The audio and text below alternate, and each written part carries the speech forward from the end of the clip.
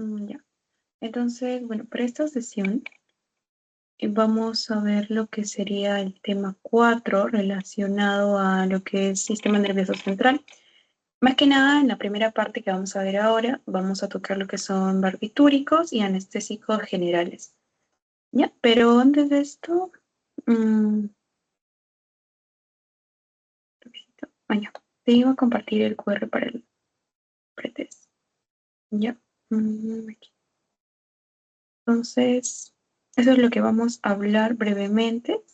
Describir también sobre qué tipo de receptor va a intervenir estos fármacos, qué función van a desencadenar, cuáles son, ¿no? Qué efectos y bueno, también efectos adversos y otros conceptos que son importantes para que se conozca con relación más que nada también a los anestésicos generales.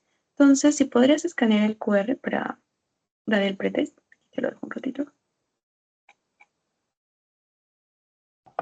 Sí, ya me encargo, ahorita lo doy. Ya, genial, te espero.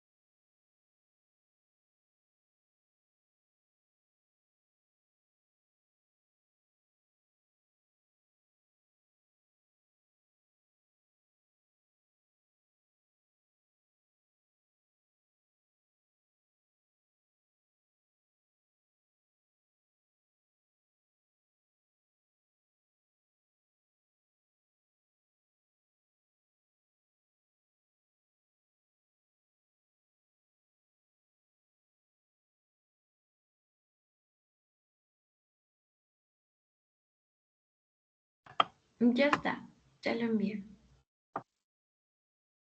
Ya, listo, entonces vamos a iniciar con la sesión. Ya, para esto es importante reconocer qué tipo, bueno, qué son los neurotransmisores o qué tipo de neurotransmisores van a actuar a nivel de este tipo de fármacos, ¿sí? Tanto barbitúricos como anestésicos generales. Si bien es cierto, ya habíamos hablado, ¿no? Un poco más que nada de la acetilcolina, porque hablamos del sistema parasimpático. Entonces, esta S también está pues en el simpático, la adrenalina, la noradrenalina. Habíamos hablado también, ¿no? De otro tipo de neurotransmisores y en este caso es importante reconocer que estos a nivel del sistema nervioso central, entonces vamos a tener tanto una neurona a nivel presináptico y una posináptico, ¿no? Una de donde va a discurrir esta formación de neurotransmisores, ¿no? Se almacena y luego de ese almacenamiento, tras una señal, pues van a ser liberados. ¿Para qué? Para poder interactuar ya sea con su misma neurona o con la posneurona o más ese mecanismo de acción. Entonces, para eso hay que recordar que así como, por ejemplo, en la acetilcolina se formaba procolina y ¿no? Acetato, gracias a la enzima, entonces nos permitía producir la acetilcolina, la cual era almacenada, ¿no? En vesículas. Estas vesículas estaban hasta esperar lo que se llama, ¿no? Eh, una activación de potencial de neuronas que está mediada con el ingreso del calcio. Entonces el calcio ingresa a la neurona, lo que produce que haya polarización, la cual va a permitir el movimiento de las vesículas que están almacenadas, ¿no? Pueda discurrir por medio de una exocitosis. Vemos como la vesícula se acopla aquí a la membrana eh, y pues es liberado al espacio, ¿no? Al espacio neuronal y para que éste pueda hacer su dicho mecanismo de acción tanto en el receptor posináptico eh, o en el mismo receptor de la misma neurona que esté excretando. Y luego de ejercer dicha acción, sabemos que esta puede ser recaptada o también desintegrada, ¿no? Por enzimas para nuevamente no llegar al ciclo de formación, almacenamiento y liberación. Entonces, eso es importante recordar. Siempre recordar que este potencial de acción va a ser mediado, como te dije, cada vez que escucho potencial de acción, cada vez que escucho un potencial de acción, el nivel neuronal, recuerden que se debe a que los canales de calcio son abiertos, hay un ingreso de calcio, lo cual va a permitir que ese calcio me ayude en la liberación del neurotransmisor que yo necesite, ¿no? Eso va a depender si yo necesito neurotransmisores tipo GABA, de tipo glutamato, de tipo adrenalina, ¿no? De tipo acetilcolina. ¿Ya? Y bueno, la interacción que van a tener, ya sea de tipo con receptores de tipo iónicos, metabotrópicos, acoplados a proteína G, o ya sea también, ¿no? En el caso que vayan a nivel nuclear. Entonces, eso en cuanto a los neurotransmisores. Ahora, es importante recordar conceptos como potencial de membrana excitatorio. ¿Por qué? Porque las neuronas van a tener ese objetivo. Van a tener un potencial de membrana tanto excitatorio como inhibitorio, ¿no? Entonces va a ser propenso a que realices dicha secuencia de acción o en el caso de que pues no y se inhiba, ¿no? Entonces de esa manera. Entonces, de excitatorio, dijimos que va a conducir lo que es el potencial de acción a nivel de la membrana dendrítica y el axón, ¿no? Provocando la liberación del neurotransmisor. Sin embargo, en el inhibitorio hay que recordar esta palabra. Cuando hablamos de inhibitorio, hablamos de hiperpolarizar la membrana. ¿Y eso a qué se debe? Por ejemplo, ahora que vamos a tocar como el receptor no GABA hiperpolariza por la entrada de cloro, del ion cloro negativo, neurona provocando pues inhibición de este, por ende eh, las conexiones neuronales van a disminuir, ¿no? Ya sea en el estado de conciencia, en el estado de analgesia, anestesia, va a depender también del tipo de fármaco. Entonces, esos conceptos en cuanto a excitación e inhibición y también conocer neurotransmisores que son los rápidos, o sea que van a tener una opción más rápida, inmediata, y esto se debe a qué? A que estos, bueno, van a ser tipos de, van a estar acoplados a canales iónicos. Entonces, si hablamos de iónicos, hablamos de que pueden ser no cationes o aniones, positivos o negativos. ¿No? Entonces, por ejemplo, tenemos al GABA, al ácido aminobutírico y al glutamato. Estos van a ser rápidos porque solo necesitan ir al receptor y acoplarse y van, ¿no? Por el medio de la entrada, por ejemplo, en el GABA de cloro, van a cumplir rápidamente la función inhibitoria o hiperpolarizante. Sin embargo, cuando hablamos de lentos, van a ser aquellos neurotransmisores que van a desencadenar todavía dichos pasos para poder llegar a la acción. Entonces, esto más que nada están asociados a los receptores metabotrópicos, ¿no? Acoplados a la proteína G, porque vemos que si acoplan a la proteína G va a depender si es la inhibitoria, si es la estimulante o si es la Q, para desencadenar una serie, ¿no? de pasos, de secuencias, mediada por segundos mensajeros, como ya sea el calcio, la MPC, entonces van activando en una cadena. Entonces, por eso es que la acción, bueno, se les dice neurotransmisores más lentos, ¿no? Entonces, ahí tenemos la adrenalina, serotonina. Bien, y luego de esto, a ver, otros conceptos importantes por aquí. Vamos a tener lo que son los neurotransmisores inhibitorios, entonces no olvidar que es el ácido aminobutírico, la glicina, y excitatorios tenemos el glutamato, por ejemplo, y el aspartato. Ahora, para entrar ya más al tema, ¿no? de barbitúricos y anestésicos generales, yo tengo que conocer palabras como sedación o un fármaco sedante. Sí, esto va más que nada, se le llama a este grupo de fármacos que van a permitir calmar o reducir la ansiedad. También se les puede llamar, ¿no? Entonces ansiolíticos. Eso es un sedante. Y también está el otro concepto, el cual vamos a tener, que es el hipnótico, ¿no? Entonces, alguna vez hemos escuchado de hipnosis, hipnótico va relacionado con el sueño, ¿no? Nos va a dar un estado de somnolencia y finalmente, pues, el objetivo en sí de un hipnótico es inducir al sueño.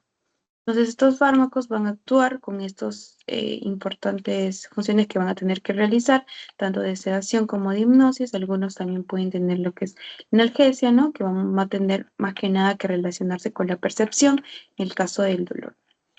Entonces, con esa introducción vamos a empezar enfocarnos ahora a otro tipo de receptor, que es el receptor GABA.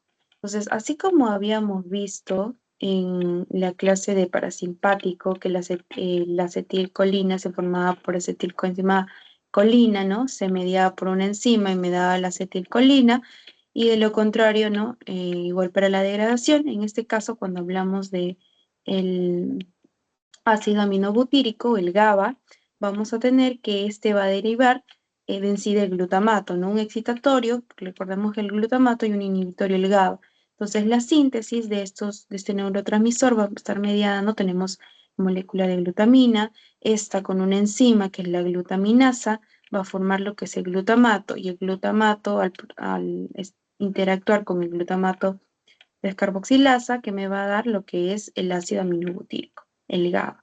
Entonces, eso es la secuencia. Si procedieran, ¿no? De qué neurotransmisor deriva el GABA, sabemos que es del glutamato y el glutamato de la glutamina. Entonces, así, para recordar también cómo es la formación. Entonces, a nivel de los receptores GABA, vamos a tener que hay de dos tipos. Los receptores GABA también tenemos un GABA A y un GABA B. Ahora, el GABA A va a estar asociado a lo que son ionotrópicos, ¿no? Y el GABA B a los metabotrópicos, o sea, acoplados a proteína G, ¿no? En este caso, vamos a enfocarnos más en lo que es el GABA A, ¿sí? En este tipo de receptor, porque, como dijimos, va a estar mediada una hiperpolarización, porque ahí va a haber entrada de lo que es los iones de cloro, carga negativa, un anión.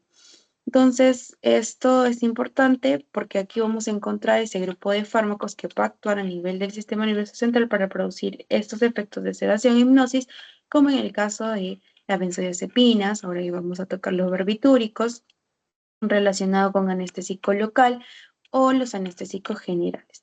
¿No? Y en cambio, el GABA B, bueno, estos receptores más que nada van a estar en función de controlar espasticidad. Entonces, aquí, para tener en cuenta el tipo de receptor que tiene el GABA A, recuerden siempre GABA A ion, vamos a tener que presenta subunidades, la alfa, la beta, la gamma. Ahora, esto es importante porque en el caso de los barbitúricos, que vamos a hablar hoy más a fondo, estos se van a acoplar entre el alfa y el beta, ¿ya? Estos receptores se van a acoplar entre el alfa y el beta. En cambio, las benzodiazepinas van a tener su sitio de acción entre el alfa y el gamma. También, ¿no? En el caso del etanol, que se acoplaría entre alfa y beta, y lo que usualmente el GABA, su sitio de unión vendría a ser entre alfa y beta. Entonces, acordarnos ese concepto, quizá puedan preguntarnos. Vemos que estos están acoplados entre alfa y beta, si hablamos de barbitúricos, y si hablamos de benzodiazepinas, entre alfa y gamma. Ahora, lo importante aquí también, que muchas veces podrían preguntar, es la función que van a tener, que va a desencadenar, porque estos barbitúricos tienen una función de aumentar el tiempo. ¿Así, Diana, tienes alguna consulta? Así, con respecto a la pentotoxicina, creo que era algo así, que ese es el etanol, ¿verdad? La pentoxicina, ¿dónde los he escuchado eso? A ver, voy a buscar esa parte porque, bueno, justo también lo vi en un banco, entonces dije, oh, Mm. y creo que estaba en un receptor, perdón, justo en la subunidad alfa y beta, quizás al etanol lo, lo Claro, falta. quizá, sí. A ver, De todas sí, maneras, le igual, voy a mandar al grupo. ajá, el nombre y lo podemos ver. Pues en ese caso, a veces suelen preguntar, ¿no? Bueno, usualmente entre barbitúricos y benzodiazepinas, pero mira, sí, también podrían preguntar en la acoplación del etanol, porque sabemos que también no deprime el sistema nervioso central. Bueno, tiene diferentes etapas, entonces también tienen su acción aquí, tanto en estos tipos de receptores. ¿Ya? Entonces, me escribes la pregunta, si no, y lo revisamos. Entonces, como estaba mencionando, otro dato importante, otra que se diferencia del mecanismo de acción en los barbitúricos y las benzodiazepinas está en que cuando el barbitúrico se une al complejo alfa-beta, no en la subunidad, va a aumentar el tiempo en el cual el canal, ¿no?, que permite el ingreso de cloro se mantiene abierto. Entonces, si tú tienes algo abierto por más tiempo, ¿no?, de 1 minuto a 5, bueno, de 10 segundos a 50 segundos, entonces obviamente ahí va a haber un mayor influjo, mayor aumento de los iones cloro adentro de la neurona, ¿no? Entonces, eso. Y bueno, y lo otro importante y que se diferencia de las benzodiazepinas es que los barbitúricos pueden actuar tanto en presencia como en ausencia de la acoplación del neurotransmisor GABA. ¿Qué quiere decir eso? Entonces aquí coloco una imagen para más o menos estar recordando. Entonces aquí tenemos, ¿no?, mi receptor GABA, no está acoplado a nada, no tiene neurotransmisor GABA, no tiene ningún barbitúrico, ninguna benzodiazepina. Y vemos pues, que los iones cloros no van a ingresar, entonces está en un receptor en un estado inactivo. Bien, luego tenemos cuando se une a lo que es el neurotransmisor GABA propiamente dicho. Entonces, ahí al unirse, ¿qué va a suceder? Va a empezar, ¿no?, un influjo de cloro, porque, bueno, hay apertura, bueno, va pasando, entonces va hiperpolarizando en la membrana. Ahora, cuando se acoplan las benzodiazepinas, así para tocar brevemente, porque también van a tocarlo en la segunda parte, entonces, ¿no?, con ejemplos de un diazepam, midazolam, vemos que se acopla la benzodiazepina, está unido el GABA, el receptor GABA, y igual, ¿no?, el influjo, y ven en este caso, la benzodiazepina tiene ese mecanismo de la apertura, ¿no? Abre varias veces. No lo mantiene abierto por un tiempo, pero va aumentando la cantidad de apertura del receptor para que pueda pues ir ingresando. ¿Ya? Entonces, mientras uno es en número de apertura, el otro es en tiempo en la que la mantiene abierta. Esa es la diferencia, ¿no? Entonces aquí tenemos al GABA unido al barbitúrico, tenemos al GABA, el barbitúrico, y como, mira, tiene el mayor tiempo posible abierto, vemos que la cantidad, ¿no?, de cloro es un poco mayor, ¿no?, para hiperpolarizar esta membrana. Y aquí tenemos la otra opción, aquí no vemos un receptor GABA, solo vemos el fármaco que es un barbitúrico, ya sea, ¿no?, un fenobarbital, un petobarbital. Entonces, de igual manera, va a permitir el ingreso del cloro. Cierto que no la cantidad va a variar, pero de todas maneras cumple la función. Entonces, acordarnos lo siguiente.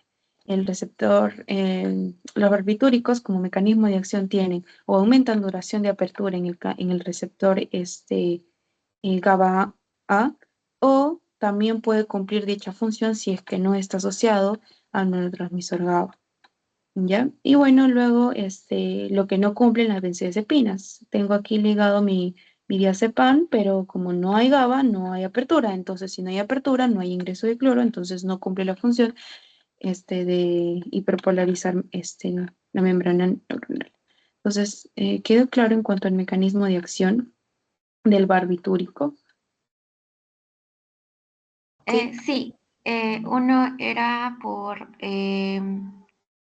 bueno, yo me acuerdo que justo estaba leyendo que Ujú. el barbital va a ser más potente, ¿no? Y más peligroso que eh, las benzodiazepinas. Sí, Porque creo que el otro llevaba al coma, ¿verdad? claro, sí, eso lo vamos a ver en un gráfico. Vamos a ver también, ¿no?, el pro y los contras de una comparación, tanto si tú das barbitúricos y si tú das benzodiazepinas, porque el barbitúrico, mientras tú aumentes dosis, pues sus efectos van, ¿no?, como tú dices, no sedación, no sé si pueden llegar al coma. En cambio, una benzodiazepina solo cumple, ¿no?, ciertos estándares y mantiene su techo, así aumente la dosis, ya no va a tener otro efecto mayor. Entonces, sí, eso es cierto. Otra ¿Ya? pregunta. Los barbitúricos no van a necesitar necesariamente el GABA, ¿no? Para... Ujú. Ajá, esa es la otra particularidad que tienen. A pesar, así como vemos aquí en la imagen, a pesar de que no está acoplado el GABA, aún así puede tener el mecanismo de acción de apertura del canal y que ingrese el cloro. Entonces, Claro, sí. entonces las benzodiazepinas, por ejemplo, si no hay GABA, igual no va a ser la acción, ¿no? Porque depende Mm, del GABA. Ah, ya, ok. Ujú. Sí, acuérdate que el que más depende del GABA, ¿no? En sí, es el dependiente de GABA es la benzodiazepina.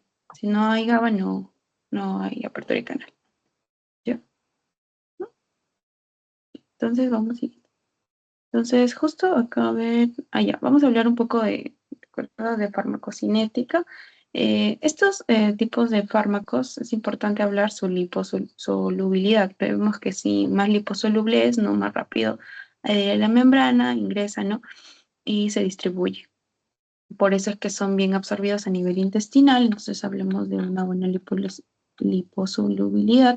Tiene una absorción intestinal liposoluble, como estaba mencionando, le hace más factible, le permite la distribución, ¿no? A nivel del cerebro y tejidos periféricos. A excepciones del fenobarbital, porque este es un fármaco polar, el cual no es muy bien, ¿no? Absorbido porque no tiene esta capacidad. Entonces, recordar el mecanismo de acción, no olvidar, ¿no? Que aumenta el tiempo de apertura, el tiempo en el que está abierto mi canal, y que puede tener efectos sin necesidad de estar el neurotransmisor. Eso es los dos puntos. ¿Ya? Mm, y de eso va a depender la potencia. Acordémonos que la potencia es la capacidad de producir el efecto, no la afinidad por el receptor. Entonces, de eso va a estar relacionado. Ahora, las interacciones, hay que recordar que este tipo de fármacos van a inducir, ¿no? A las enzimas hepáticas del citocromo P450. Entonces, quiere decir que al ser un inductor va a acelerar, ¿no? El metabolismo, ya sea del mismo, ¿no? Esa particularidad, y también asociado a otros fármacos. Entonces, hay que tener cuidado con qué otros fármacos se podrían asociar, porque como es un inductor, va a acelerar el metabolismo y puede producir, ¿no? Que no se cumpla o, o una interacción entre fármacos. Entonces aquí, como estaba mencionando, está la curva dosis respuesta. Cierto, los barbitúricos no tienen, mientras más aumentas, aquí tenemos, ¿no? Las dosis y tenemos los efectos que van a producir. Entonces va desde un estado de sedación, ¿no? Te estás tranquilizando, calmando, una hipnosis, somnolencia, sueño, una anestesia, pérdida de la percepción, el coma y la muerte. Entonces, la capacidad del barbitúrico que tiene es que mientras tú aumentas la dosis, el efecto también aumenta. Tanto así que mayores dosis puede causar la muerte, ¿no? La depresión respiratoria es muerte. Ahora, en cambio, las benzodiazepinas, básicamente, su función, su mecanismo va entre sedación y hipnosis, y pues a pesar de que aumentes la dosis, su techo va a quedar ahí. Eso es también, esto va en cuanto a la curva dosis-respuesta que tienen estos dos fármacos. Se los estoy juntos porque ambos van a tener su mecanismo de acción en el mismo receptor, ¿no? Pero vemos que a pesar de que ambos necesitan del mismo receptor, se diferencian, ¿no? En el cuánto se acoplan y en cuánto va a tener la dosis respuesta. Entonces, eso está asociado. Ahora, los fármacos, aquí hice una tabla distribuyendo, ¿no? Los barbitúricos, la acción que tienen, si es muy rápida, no ultra rápida, que también le conocen, rápida o lenta, ¿no? Entonces, en este caso, el tiopental no tiene una acción ultra rápida. Al ser ultra rápido, por eso mismo también la duración es corta, no presenta metabolitos y más que nada el uso que se le da es porque me va a permitir inducir la anestesia. Entonces, ahorita vamos a ver también con los anestésicos generales que es la anestesia, ¿no? Entonces, la anestesia, como estaba mencionando, va relacionado con la percepción, ¿no? No voy a poder percibir, entonces, si quiero un estado de anestesia, la sensación, ¿no? De dolor, ni molestia, ni nada. En cuanto al pentobarbital, tiene un inicio de acción rápido, pero también es una duración corta y más que nada uso para los insomnios, igual que el amobarbital. Y aquí tenemos al fenobarbital, ¿no? Que tiene un inicio de acción lenta y una duración más larga. Esto se debe, ¿no? Porque su distribución, como es un fármaco polar, va a ser un poco más lenta, entonces por ende, inicio lento y también pues dura un poco más, ¿no? Porque hasta que desencadene toda la acción, pues ya va aumentando el tiempo de duración. Y esto más que nada también se va a hablar, ¿no? En lo que son trastornos epilépticos, quizá en lo que son anticonvulsivantes, también se toque este tipo de fármacos. ¿Sí? Entonces, ahí. una Ya, ahora pues, consulta, dime. perdón. Con referencia a, por ejemplo, a los que está relacionado con el insomnio, dentro, por ejemplo, la diferencia entre una benzodiazepina los barbitúricos, eh, ¿cuál de los dos sería más óptimo? Ya. Lo que pasa es que eso también va a depender de acuerdo al paciente, ¿no? Sin embargo, a veces se suele recetar más que nada eh, benzodiazepinas, eh, pero en el caso que lo requiera, también podría ser pentobarbital, pero como te das cuenta, tenemos que ajustar más que nada detalles en las dosis, ¿no? Si bien los barbitúricos vemos que tiene una potencia mejor, mucho mejor, porque así no esté acoplado el GABA, yo voy a poder inducir este efecto. Entonces tengo que tener más que nada cuidado entre las dosis y de qué paciente se está hablando.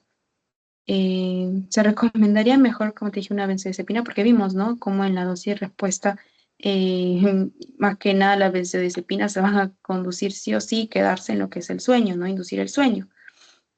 En cambio, el barbitúrico, por A o B, pase, ¿no? Tendría que tener más cuidado porque podría ya no ir solo a corregir el insomnio, sino podría llegar a un estado de anestesia, entonces podría causar problemas. Entonces, eso sí va un poco más que nada limitado a la cantidad de dosis y respuesta. Pero para ser más seguro, quizá de una u otra manera, por estas gráficas, no recetaría una benzodiazepina. Ah, ¿Sí? ya, está bien. Por ejemplo, si la pregunta me dice, si, es el que como que iría mejor para la anestesia, sería entonces, según la gráfica, los barbitúricos, ¿verdad? Un barbitúrico, claro. En este Y caso vamos a hablar un poco sobre el tiopental, mm, más que nada. ya, ya está bien, Ujú. gracias. Sí, igual de hecho ahorita como te digo, estamos más que nada viendo, reconociendo el mecanismo de acción. Sí, una que otra a veces no nos ponen en las preguntas que se debería elegir, ya sí, pero para decisiones ya más adelante, terapéuticas, sí, quizá ya nos puedan decir, ¿no? Si no también va a depender, ¿no? Niños, ancianos, otras enfermedades asociadas así. Entonces, por ejemplo, ahorita en los anestésicos generales, porque también hablamos, ¿no? De anestesia local, anestesia general, en este tipo de fármacos, por ejemplo, vamos a encontrar benzodiazepina, vamos a encontrar opioides, vamos a encontrar barbitúricos, porque de cierta u otra manera, como son a nivel del sistema nervioso central, van a desencadenar ese tipo de efectos, ¿no? Entonces, vamos a tener aquí lo siguiente. Igual para anestésicos generales tenemos las dichas palabras importantes que debemos, conceptos importantes que debemos recordar. Anestesia, pérdida de la sensación, no de la percepción. Entonces, eso era una anestesia.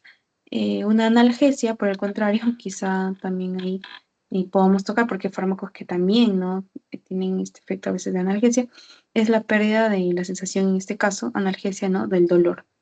Entonces ahí hay que tener esos conceptos: anestesia, pérdida de la sensación y analgesia del dolor. Ahora, como estaba mencionando, en cuanto a anestésicos tenemos locales y generales. Ahora, local quiere decir en cierto determinado punto, ¿no? Entonces, por ejemplo, cuando vamos al dentista, una anestesia local porque solo lo quiero a nivel, ¿no? de la boca. O cuando, por ejemplo, ahora, a ver, en dermatología, que estaba rotando, necesitamos hacer una biopsia tipo punch, entonces se le colocaba lo que es la lidocaína, que es un anestésico local, porque solo quiero que, ¿no? la sensación se pierda de esa zona, ya sea de mano, de pierna, cuero cabelludo, de un punto exacto, para yo poder pues extraer esta muestra. Entonces eso es algo local, ¿no? que va a bloquear conducciones de impulsos nerviosos de los nervios periféricos a la médula espinal. Sin embargo, cuando yo hablo de general, esto ya es más completo porque lo quiero total, no una anestesia total de todo. Entonces, este bloqueo ya va más a nivel, no de la actividad cortical, porque va a permitir pues bloquear tanto la conciencia y los sentidos, ¿no?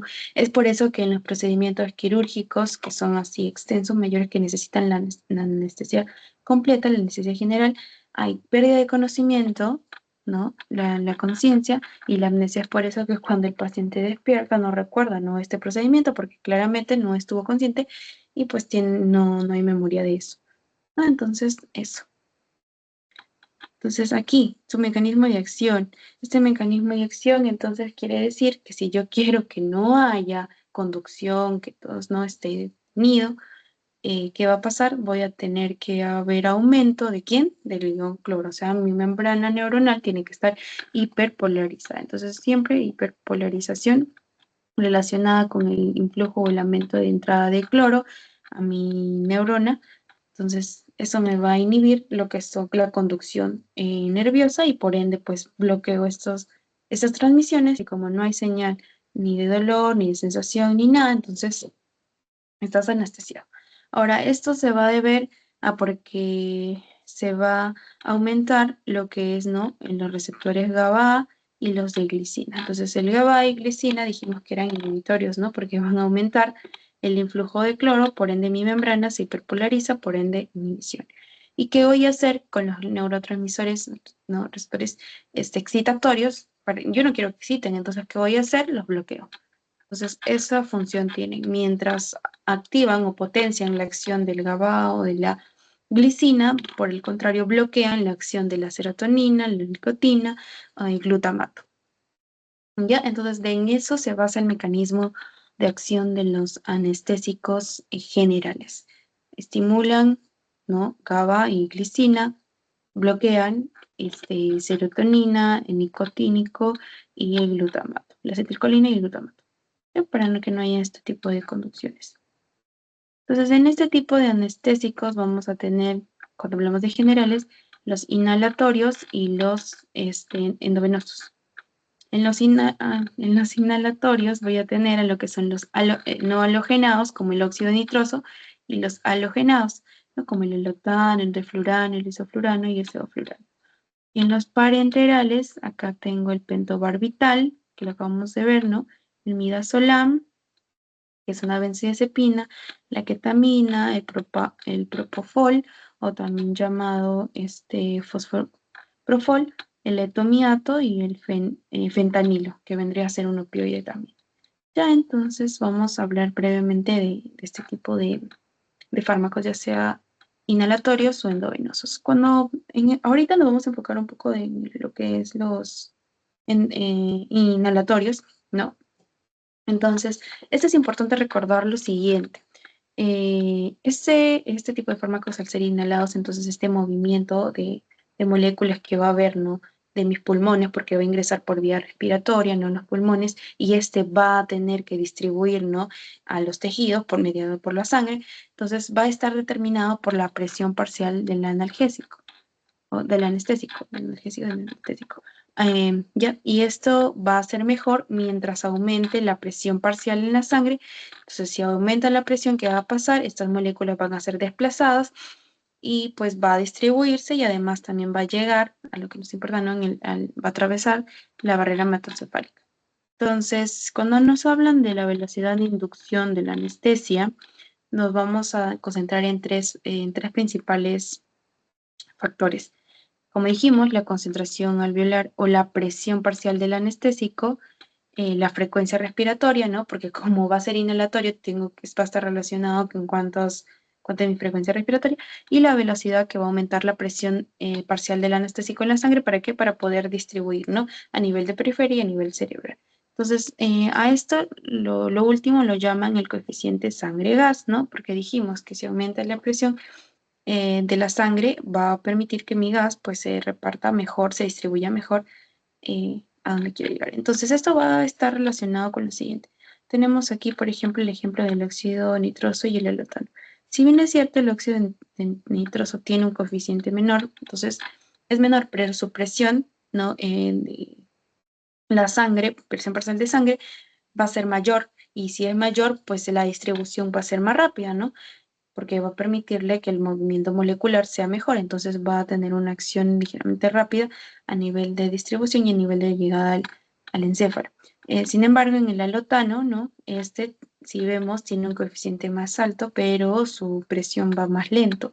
Entonces la distribución le va a permitir que vaya más lento. ¿Ya? Entonces aquí hay otra escala, igual en el mecanismo de acción tenemos en el tiempo y la relación entre la presión no parcial de la sangre que dijimos y la presión alveolar del anestésico. Entonces es importante que para esta distribución haya tanto un aumento de presión en sangre como un aumento en cuanto a la presión del anestésico. Y vemos cómo ¿no? el alotano, al tener, si bien es cierto, su coeficiente es alto, pero tiene una distribución más lenta por la presión dada en la sangre y por la presión dada del anestésico, ¿no? En cambio, si hablamos de isoflurano, vemos que es mejor. Y bueno, el óxido nitroso también es más rápida la distribución, ¿ya? Entonces, eso más que nada. Pero esta es una introducción a lo que vendría a estar relacionado con la distribución. Pero, por ejemplo, lo que suelen preguntar, porque presentan un cuadro, ¿no? Donde hablan de lo que es el MAC. Entonces, el MAC es la concentración alveolar mínima que le va a permitir, ¿no? Eh, este, dar o producir cierto efecto en la mitad de los individuos. Esto está relacionado, por ende, a la potencia, ¿no? A la potencia del anestésico. Entonces, cuando hablábamos de potencia, hacíamos referencia a lo que es la afinidad, ¿no? Por el receptor para producir dicho efecto.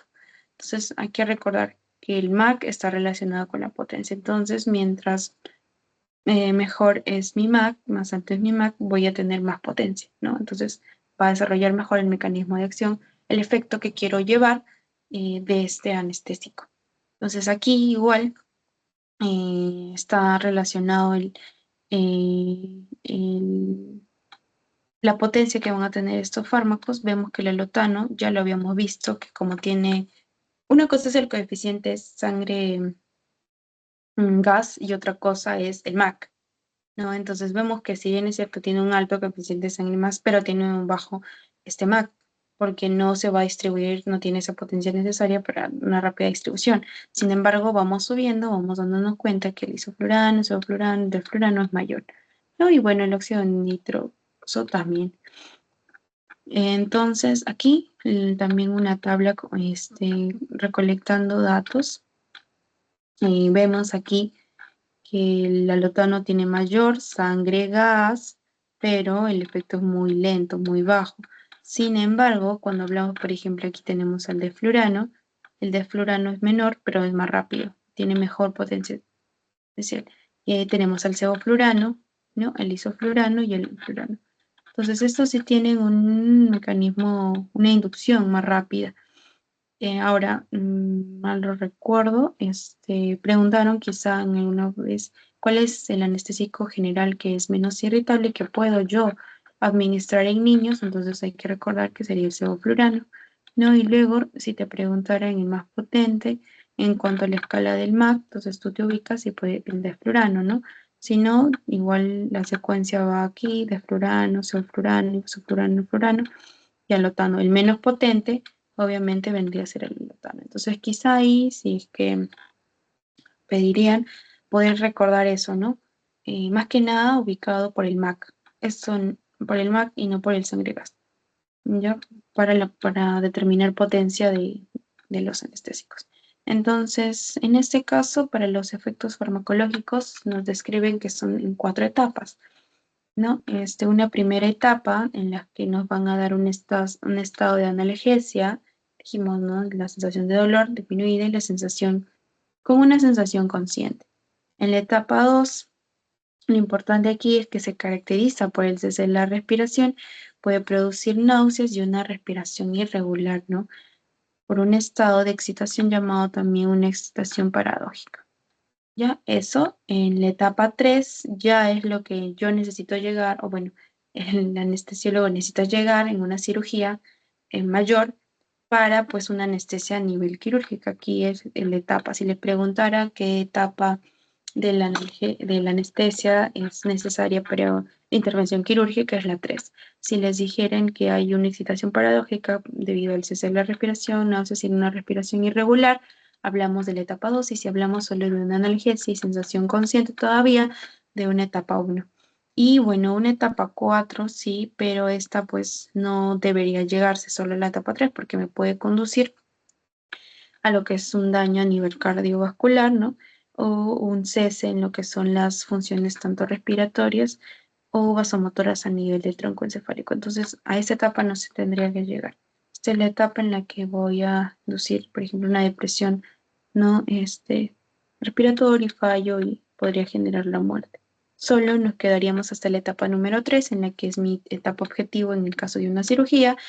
La etapa 2 la caracteriza, ¿no? Y la uno que es más, menos en cuanto a la pérdida de conciencia.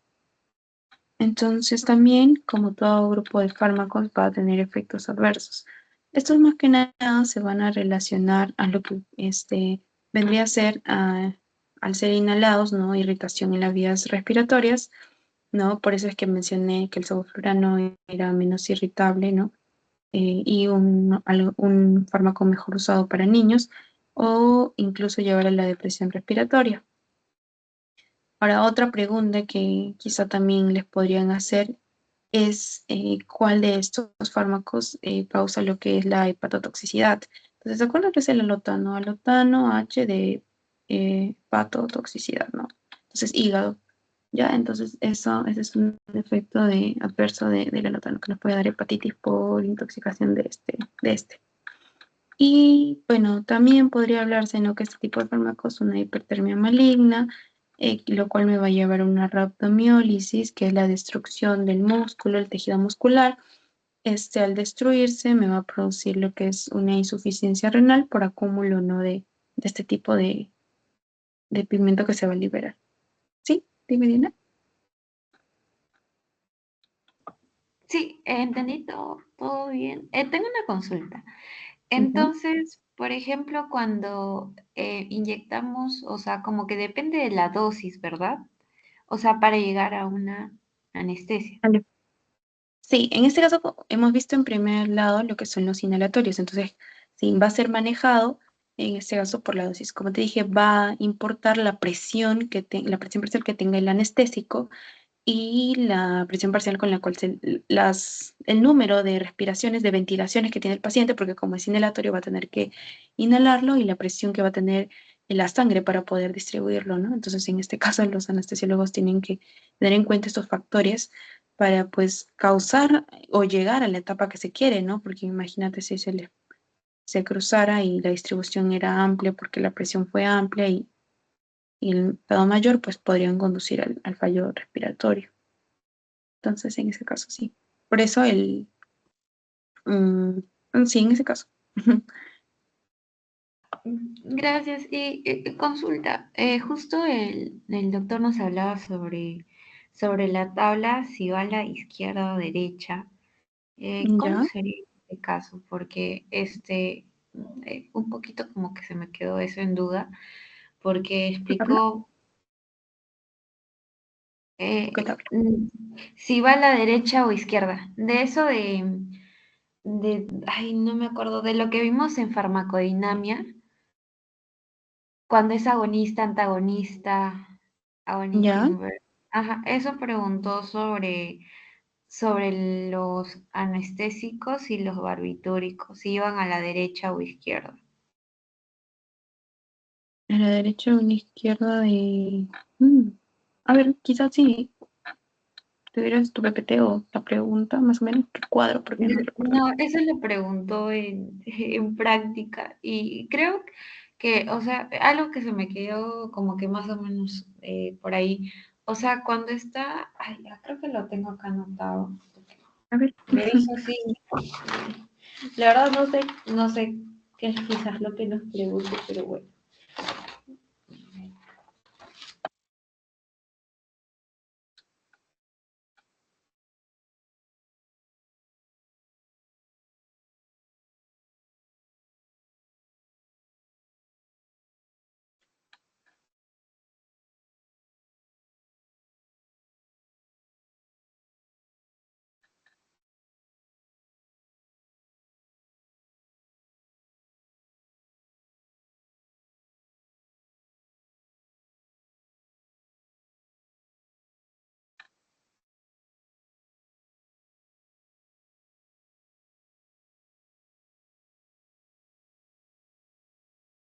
ya, quizá lo buscas, el final, ¿me puedes enseñar?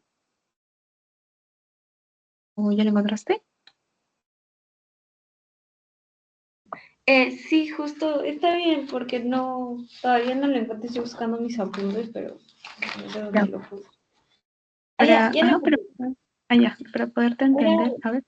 de la curva, justo eso de la curva de la vida media, si es menos potente va a la derecha y más potente a la izquierda, del agonista puro y eso, lo que vimos en farmacodinamia, creo. Ah, ya. Igual las Eso curvas dos y creo. respuesta, pongo. O relacionado si es agonista o antagonista. Te Ajá, preguntaba a la derecha o a la izquierda. ajá, eso. Y él le respondió, ¿cuál era tu duda? Mi duda era sobre, en este caso, sobre los fármacos anestésicos y barbitúricos, eh, ¿qué serían? O sea, ¿serían agonistas, antagonistas o sería depende? Ya. En este caso, como vimos, si hablamos de barbitúricos y anestésicos, ¿cuándo van a ser agonistas? Porque van a potenciar la acción. Cuando voy a buscar el efecto de sedación y hipnosis, ¿no? En este caso, si se acoplan al receptor GABA, eh, el barbitúrico y el anestésico lo va a potenciar, ¿verdad? Entonces sería un agonista. Sin embargo, si hablábamos en el anestésico general, a ver, vamos a retroceder. Si hablábamos, si está asociado a receptores como la serotonina, como acá el glutamato y el nicotínico, no cumpliría una acción de agonismo, sino de antagonismo, ¿no? Porque va a bloquear esta acción. El barbitúrico no va a causar ningún antagonismo ni nada, ¿no? Más bien es un agonista porque quiere potenciar la acción de dicho receptor para mantener la apertura adecuada. Entonces hay que recordar ese tipo, ¿no? Cuando hablamos de agonista total, agonista parcial, antagonista. Entonces el agonista total es cuando su efecto es 100% el que se quiere, ¿no? En este caso se quiere potenciar la apertura, la recepción del receptor GABA para que aumente el cloro. Si hablo de parcial, entonces es porque la función va solo al 50%. ¿No? Y si este está el parcial con el total, nos dicen, ¿no? Que el parcial se podría convertir en un antagonista del completo, del agonista total. Y un antagonista, por ende, ¿no? Va a bloquear dicho efecto. Entonces, esto va a estar más relacionado en barbitúricos no, pero en anestésicos generales quizá porque van a inhibir u otra manera los estados, la activación de los canales excitatorios. Ya, en cuanto a dónde va, te voy a buscar una gráfica quizá o te lo podría graficar para yo poder decirte para qué lado va a ir en ese caso. Sí, pero siempre teniendo en cuenta lo siguiente, ¿no? Que es un agonista, un antagonista, ¿no? Entonces, sabiendo eso, ya yo recuerdo, ¿no? Si sé que lo normal o el efecto, ¿no? que tiene el GABA al conectar con su receptor es abrir el canal de cloro, si yo hablo de un agonista, quiere decir que este fármaco al unirse va a cumplir esa función y mucho mejor, más todavía. En cambio, si yo no quisiera esa unción, voy a buscar fármacos que bloqueen eso. Entonces ahí ya voy y digo, ¿qué fármacos podrían ser o qué clase de fármacos? Entonces yo ya sé que la función que van a desencadenar no es la de potenciar, sino la de inhibir. ¿Ya? Entonces, eso Diana. Gracias. Sí, justo eso no se me había quedado, pero ahora sí ya lo relacioné. Gracias. Sí, sí, siempre hay que tener en este caso en farmacología y luego para todos, ¿no?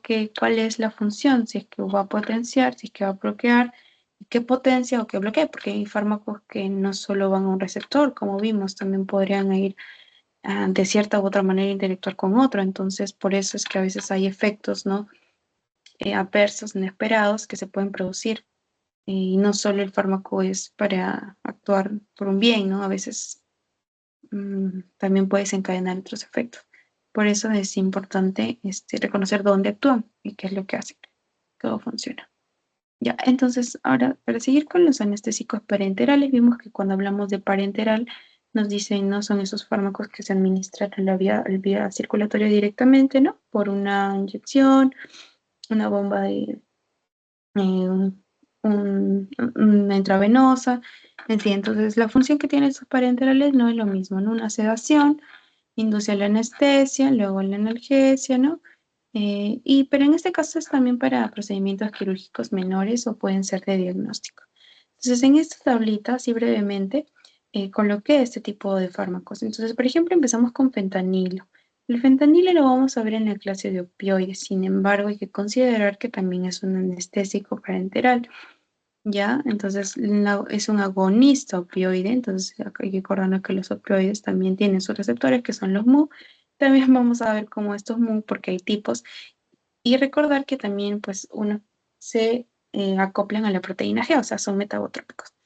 ¿Ya? Entonces la duración es una duración de acción rápida. Vemos que si la administramos por vía intravenosa es de 5 a 10 minutos y si va por vía intramuscular de 30 a 60 minutos. Analgesia, vemos que es un potencial analgésico, es por eso que los opioides, cuando hablamos o cuando hablemos, o bueno, si hablaron todavía en lo que es la escala del dolor, vemos, ¿no?, que hay una escala en donde yo empiezo, por ejemplo, con AINES, ¿no? Luego puedo combinar igual AINES con opioides sintéticos y va subiendo la escala, ¿no? Y el uso de los opioides, ¿no? Entonces, en este caso, la analgesia, ya vimos, trata el dolor. Entonces, el fentanilo tiene más que nada esa función, con 4 cruces positivos, no da la analgesia. Los efectos, como vimos, va más que nada desencadenar lo que es un dolor moderado o grave, pero también tiende a inducir efectos de depresión respiratoria, ¿no? Entonces, por eso es que se lo toca aquí de cierta manera. Tenemos también el redmifentanilo, también es un opioide, también de cortar acción, hay que cortarlo fentanilo, redmifentanilo, opioides, también la analgesia, porque los opioides, como dijimos, más que nada relacionados al dolor, por el mecanismo que va a tener y por estos receptores Mu, y los efectos que podrían llegar a tener es una depresión respiratoria, ¿no? Y esto va a depender también de cuánto se le administre. Sí, y bueno, la ketamina quizá también tiene una acción rápida, si es por vía intravenosa 5 a 10 y por vía intramuscular de 15 a 25. Una analgesia de 3, no hay relajación muscular. Los efectos que pueden producir igual analgesia, disminución de la percepción, puede haber ligera inmovilidad y puede recurrir a la amnesia, ¿no? Más relacionable que es la memoria, hay que recordarnos que amnesia, memoria. Pero otros efectos que puede desencadenar, ¿no? Esto pueden llevar a delirium o alucinaciones posanestésicas. Creo que una vez también preguntaron, ¿no?, qué efectos podrían inducir por un aumento de administración de ketamina, entonces el delirium y las alucinaciones. El midazolam es una benzodiazepina de acción corta, porque iban a ver, también se distribuyen o se clasifican por su duración, ¿no? Corta, mediana, larga. Entonces, este es el de acción corta. No tiene analgesia, pero sí hay relajación muscular. ¿Por qué no hay analgesia? Vimos que la benzodiazepina es más que nada un calmante, uno que relaja, un ansiolítico, ¿no? Un sedante, hipnótico. Por eso la relajación muscular. Entonces, sedación preoperatoria también se utiliza para realizar los procedimientos como las endoscopías. Ya efectos, la amnesia. El etomiato es un analgésico carboxilado derivado del imidazol.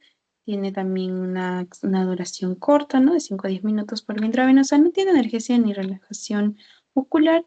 Es como decir una sedación consciente, ¿no?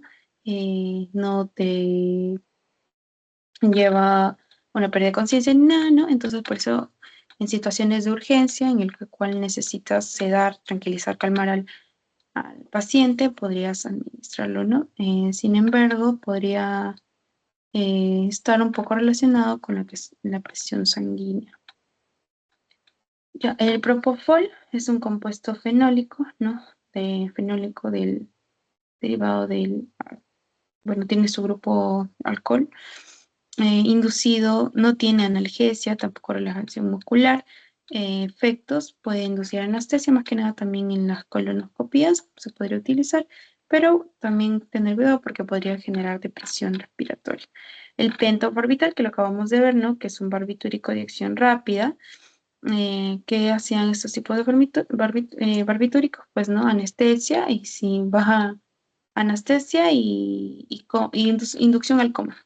Este tipo de barbitúrico me va a permitir la anestesia y la inducción al coma en el caso de que yo quiera pasar al paciente, no a la unidad de cuidados intensivos. pero también tener cuidado porque podría generar depresión respiratoria. Entonces, esos son anestésicos en sí. Hay que tener sumo cuidado porque como actúan a nivel del sistema nervioso central, un aumento, no una subida de este tipo de, de fármacos y que su duración o su intensidad sea mayor, pues va a producir estos efectos adversos, ¿no? Como inclusive llegar hasta la muerte. Entonces aquí tengo una pregunta así diferente a la que tenemos en el test para poder hacerla y luego ya, si no tuvieras alguna pregunta, el post-test. Entonces dice, ¿cuál de las siguientes características se utiliza para cuantificar y comparar las potencias de los anestésicos generales gaseosos o inhalatorios? Entonces, ¿te acuerdas que hablamos? Para comparar las potencias, ¿qué escala utilizaba?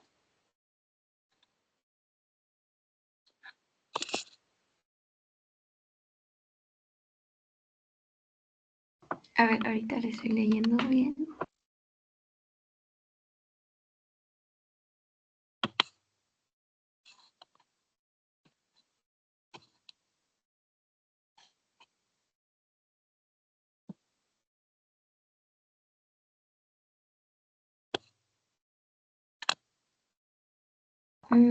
La B. Ujú.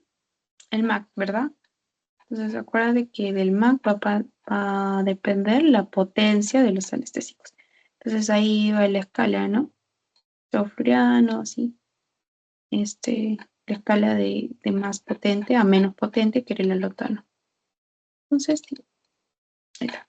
Entonces, ya para terminar, no sé si tuvieras alguna, ay, no sé si tuvieras alguna pregunta, sino para pasar al póster. Sí.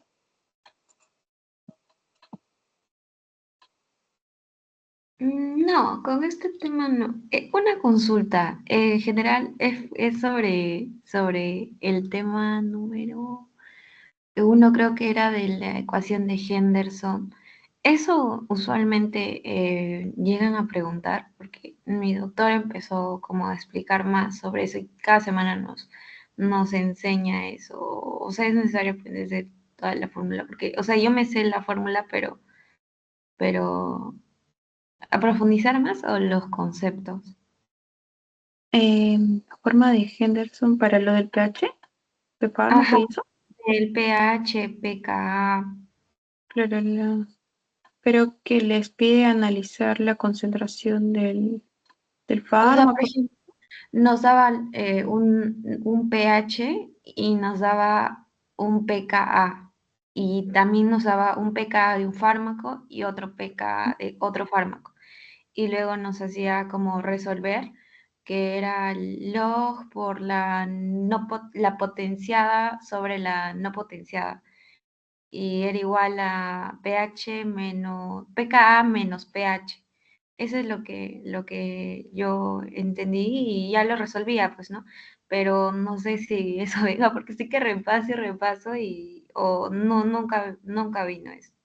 Ya, pero lo que en sí ella, bueno, tu doctor va a buscar es el resultado y que tú deduzcas algo, si se absorbe mejor el fármaco, si no es mejor en qué medio, o solo te dice que resuelvas. No, por ejemplo, nos hacía resolver y luego nos decía, por ejemplo, salía que era más ionizado y te Ujú. decía, claro, obviamente su excreción va a ser más rápida, pero si es no ionizado, ¿cómo lo volverías a este fármaco ionizado, ¿no? Y la respuesta creo que era administrar lo que es el bicarbonato para que se vuelva No, yo no. eh, ajá, y por ejemplo, si nos decía, y si quieres acidificar un fármaco iónico, entonces creo que era vitamina C. Eso es lo que, o sea, sí quería que analicemos cada uno. Mm, porque en sí, por ejemplo, en la teoría lo que más se busca, claro, sí la tocan, ¿no? Pero es que ustedes entiendan cómo cuando ingresa, ¿no? al cuerpo, dónde se podría absorber mejor, porque como pasan degradaciones, ¿no? Y toma, ¿cierto? Si se ioniza o no se ioniza va a depender, ¿no? Y si es mejor absorbido ya sea en el estómago o en el intestino. pero la verdad no he visto tanto así. Bueno, en los últimos años tampoco me he percatado, si han preguntado sobre las constantes ni del pK ni el pH. Lo que sí han preguntado es, te dan el pH del fármaco, bueno, el pK, y te dicen, ¿no?, en qué medio se podría absorber mejor. Eso sí, pero lo otro no sabría decirte. Como te digo, no sé si tú has revisado preguntas relacionadas así, y si no, pues sería bueno que quede en la práctica, pero que no puedas olvidar de todas maneras. Sí, me preocupa un poquito porque, o sea, la verdad que nunca lo he visto en exámenes pasados, solamente relacionado justo a lo que me decías del pH y así, pero ya son 2 semanas que nos ha estado enseñando el doctor y dijo, posiblemente eso les venga. Y nosotros, y ya, y estábamos, al menos yo he estado resolviendo, y ya, lo único que busco es ejercicios relacionados a esto, ¿no? O sea, y sí, pues hay ejercicios que te dan dos fármacos y un pH y te dicen, como que haya la relación ionizada, no ionizada, pero creo que es más fórmula. Y también, como te dices, ya le estás predicando, entonces, si te preguntaran, yo creo que va más al razonamiento crítico, ¿no? Que como tú mencionas, si fuera ionizado o no ionizado, te pueden decir no que administrar, o te podrían decir, de acuerdo a esto, dime, no sé, el pecado del fármaco, o si es iónico o no. Quizá podría ser así las preguntas, pero no creo que te pidan también resolver tremendas ecuaciones. Ah, ya, está bien. También Gracias. es una idea. Ya. Y Pues, ¿qué más temas, como así como recomendación, podrían profundizar más o qué es lo que usualmente preguntan? Más. mira, lo que pasa es que fármaco es un curso en el que los coordinadores sí son bien detallados, no entre práctica también de preguntar de todos sus temas, aunque sea tres, cuatro preguntas, ¿no? Porque como son 40, entonces te dan la chance. Lo que sí sería importante es que reconozcas, a ver, por lo que he estado viendo es la primera parte de farmacocinética, farmacodinámica, que tú entiendas, ¿no? Que es un agonista, eficacia, potencia, todo eso, ¿no? Y los tipos de receptores. Tú entendiendo bien eso y guiándote de los temas ya, también, ¿no? El parasimpático y el simpático, un poco más quizá, ¿no? Eso, sistema nervioso con los anticonvulsivantes, benzodiazepinas, hipertensivos, todo esto también creo. Entonces, sí, no se ve copioso, solo recuerda que siempre la base, tipo de receptor, ¿no? Que desencadena, y de ahí ya las clases de fármacos. Porque ahorita sí está chiquito porque no hay bastantes clases, ¿no? Porque si abrimos una clase de, por ejemplo, antihipertensivos, vamos a ver que hay bastantes, ¿no? Calcitonin, ya, sí, IECA, ARA, inhibidores de SGLT, hay bastantes. Sí. Pero una vez, bueno, empezamos con esto, entonces ya, em, viéndolo así, de esa manera, tú vas añadiendo tu bagaje de conocimientos básicos previos y no se te hace difícil. Lo que sí, un poco la memoria con los fármacos, sí, a veces. Pero cartillas o blogs, como les dije una vez, en una hojita, quizá cuando ya empecemos a ver, o si ya fármacos con más extenso, entonces enumera la clase y los tipos. Obviamente que hay la clase, el mecanismo de acción y los ejemplos, diré. Entonces, rapidito, ¿no? Ahorita, por ejemplo, estamos viendo esto, pones barbitúricos, benzodiazepinas, anestésicos, locales, generales. Entonces, igual, barbitúricos, mecanismo de acción, todos son en el GABA, pero ¿qué es la característica? Pones GABA A, aumenta la apertura o el canal abierto y funciona sin acoplado del GABA. Y pones, ¿no? Orbital, orbital, pones. Luego vas, benzodiazepina, receptor GABA, igual, aumenta tiempo, número de veces de apertura. No funciona sin el GABA. Y pones, ¿no? Diazepam, bueno, eso. Solan, lorazepam. Luego igual, anestésicos locales, anestésicos generales. Tenemos dos tipos, ¿no? Inhalatorios, endovenosos, ya el importante en los inhalatorios, MAC, y ordenas por la potencia. Entonces, tú yendo a casa o en un tiempo, ¿no? En el que ya revisaste otros temas y necesitas recordarlo, coges tu hoja y chequeada o alguien, ¿no? O quizá con alguien más lo podrían practicar y así se te va quedando. Entonces, así avanzándolo para que se te vaya quedando, ¿no? Porque mientras más veces lo vas repitiendo, o bueno, intercaladas veces, va recibiendo, se va quedando. ¿Ya? Gracias. Sí, Mm. nuestro examen es el 7. Falta poquito, pero sí se puede. ¿De dónde viene su examen, cierto? ¿Cómo? ¿Hasta qué tema viene su examen, este primer examen? Solamente hasta toxicidad, creo que era. Sí, solamente era hasta ahí. O sea, solamente es hasta la semana 5.1. O sea, no vamos a ver el 2. O sea, Prácticamente ya. hasta, hasta el 4, pero un poquito más del 5. Pero lo que he visto por el otro examen del año pasado es que más viene hasta barbitúricos y anestésicos. Y el Mm, otro, como recién lo hemos visto esta semana, entonces viene poquito. ya, pero igual, entonces vamos bien, ¿no? Con las clases. ¿Cuándo es el 7? ¿Qué día cae el Sí, 7? el 7 cae sábado. Bueno, claro, es el próximo sábado. Ya, entonces tendré que adelantar la otra sesión, ¿no? Creo que Sí, sí, porque ¿cuándo va a ser el repaso total? sí, ya.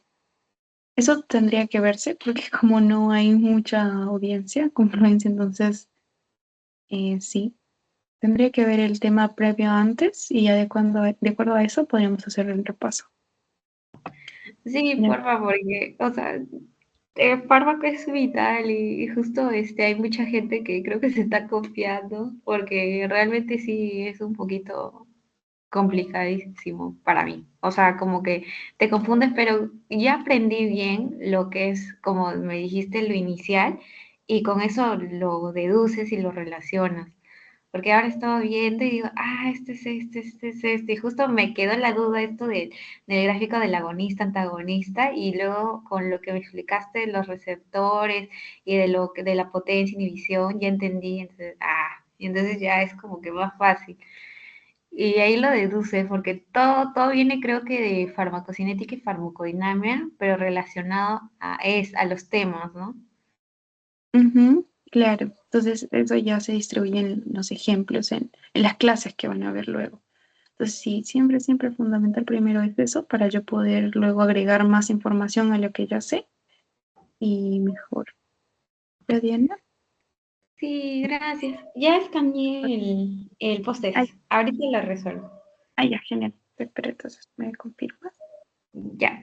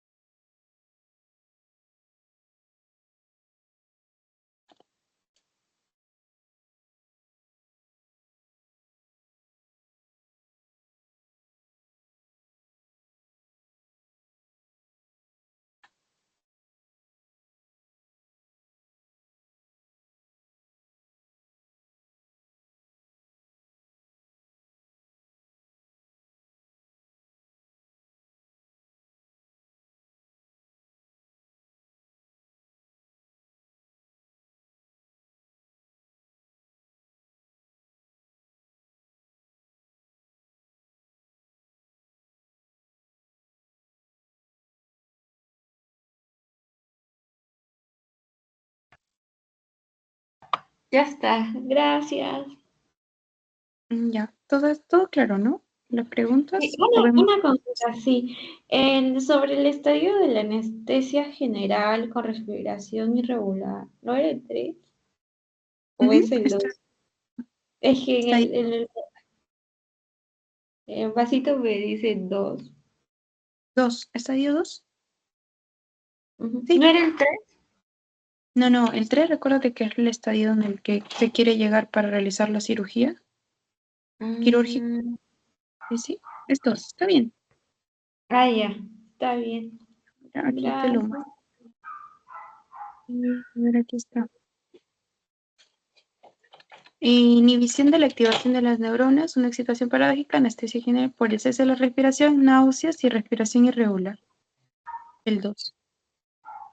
Y el 3 es la anestesia quirúrgica. Ay, Diana. Sí, ahora Ya. sí ya entendí. Ujú. Gracias. Ya, listo, entonces. Ya, nos vemos. Gracias. Chao.